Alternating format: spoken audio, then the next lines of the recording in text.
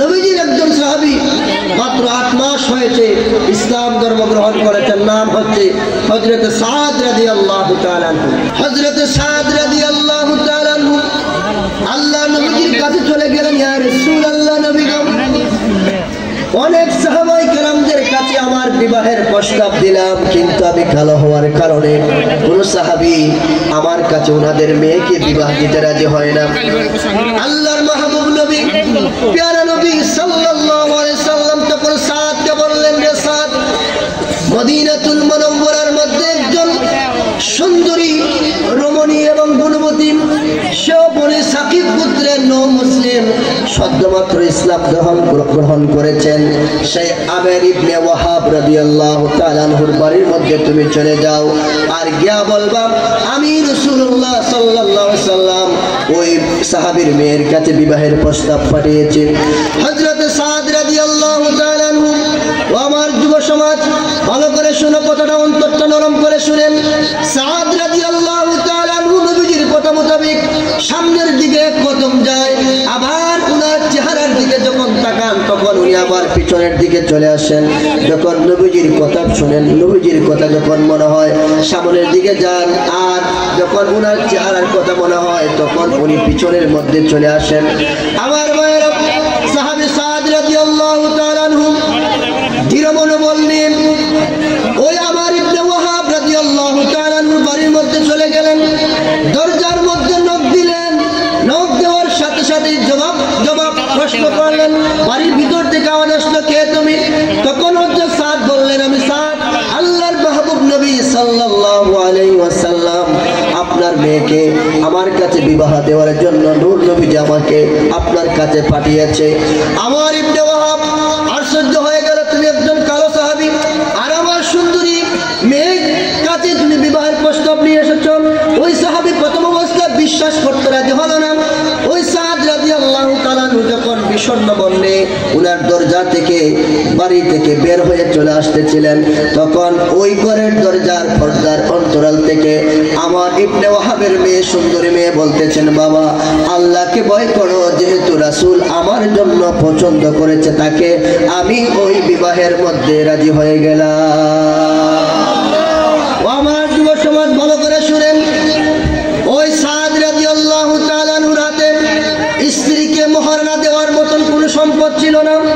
হযরত আব্দুল্লাহ ইবনে আউফ রাদিয়াল্লাহু তাআলা, হযরত আলী, হযরত উসমান 200 দিরহাম করে বিবাহ শাদীর সামান্য কেনাকাটা করার জন্য এবং বিবাহের মহারণা ধার্য করে দিলেন।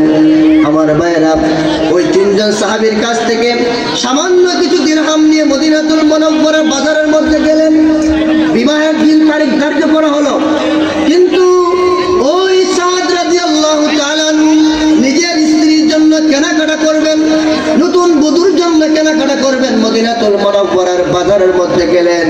হঠাৎ করে উনি আল্লাহ নবীজির জিহাদের সংবাদ, জিহাদের ডাক শুনতে পেলেন। আল্লাহর মহানবী বলতেছেন, সাহাবায়ে কেরাম তোমরা কে কোথায় আছো? আসো আসো, আমরা জিহাদের ময়দানে যেতে হবে। সুবহানাল্লাহ বলেন। ওই সাদ রাদিয়াল্লাহু তাআলা স্ত্রীর জন্য আর সোনা দানা আর শাড়ি অলংকারীগুলা কিনলেন না, উনি জিহাদের ময়দানে যাওয়ার জন্য নবীজির কথা মোতাবেক উনি একটা তলোয়ার কিনলেন, একটা ঘোড়া কিনলেন, একটা ডাল কিনে উনার স্ত্রীর কথা ভুলে গেলেন যে আমার তো দিন তারিখ ধার্য করা হয়েছে, বিবাহের কথা ভুলে গেলেন। সব কিছু কিনে উনি সমস্ত মাথা থেকে পা পর্যন্ত সমস্ত শরীর থেকে কালো পোশাক দ্বারা আবৃত্তি করলেন। কেন আবৃত্তি করলেন? যদি রাসূল করিম সাল্লাল্লাহু আলাইহি সাল্লাম ওনাকে দেখেন তাহলে তো ওনাকে জিহাদে যাওয়ার জন্য অনুমতি পারমিশন দিবেন না।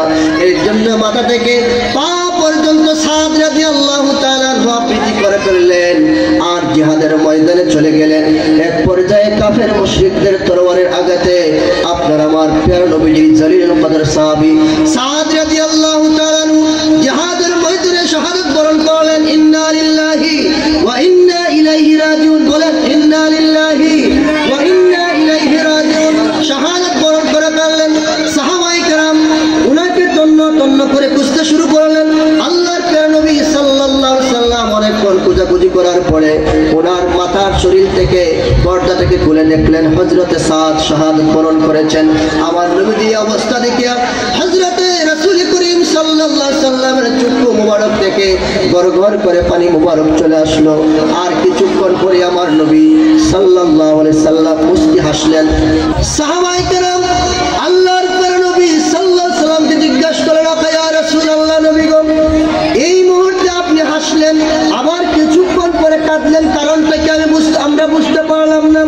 নূর নবী সাল্লাল্লাহু আলাইহি সাল্লাম বললেন, যে সাহাবায়ে কেরাম শুনে রাখো, সাদ রাদিয়াল্লাহু তাআলা আনহু আমার প্রতি যে মহব্বত আর ভালোবাসা দেখিয়েছে, তার মহব্বত আর ভালোবাসার কারণে আমি রাসূল করিমের চোখ মুবারক থেকে পানি গড়গড় করে পড়েছে। আর কিছুক্ষণ পরে যে আমি হাসলামের জন্য আমি দেখতে পেলাম সাদ রাদিয়াল্লাহু তাআলা আনহুর জন্য বেহেশতের হুরগুলমানেরা বেহেশত থেকে দৌড়ায় আসতেছে। আর বেহেশতি হুরদের শরীরের মধ্যে যে পোশাক রয়েছে, এই পোশাকটা হাঁটুর উপরে উঠে যাচ্ছে। এই দৃশ্য দেখিয়া আমি রাসূল হাসতেছি।